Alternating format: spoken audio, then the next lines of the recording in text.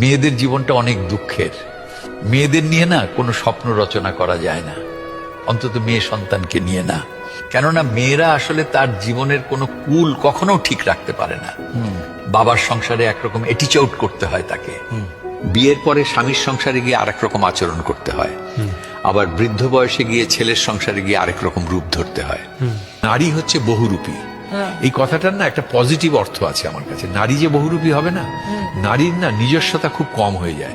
সমাজটা এরকম যে নারীকে বারবার একটা স্রোতের মধ্যে ঠেলে দেওয়া হয়। নারীকে অনেক কিছু সইতে হয় এই জীবনে, আমার মাকে যেমন সইতে হয়েছে। নারীর জীবনটা আসলে খুব বেশি যে স্মুথ এরকম বলা যাবে না। প্রতিটা নারীর জীবনেই খুব যন্ত্রণা, কারণ এক একটা স্টেজে এক এক রকমের যন্ত্রণা। এই যন্ত্রণার কোনো সীমারেখা নাই। আমার তো মনে হয় প্রত্যেকটা নারী আসলে যন্ত্রণার মানে একবারে বিশাল বড় একটা গোডাউন তৈরি করে রেখেছে হৃদয়ের ভিতরে। নারীর এই যন্ত্রণা খুলে দিলে পৃথিবীতে প্লাবন হয়ে যাবে। মেয়েদের জীবনটা অনেক দুঃখের।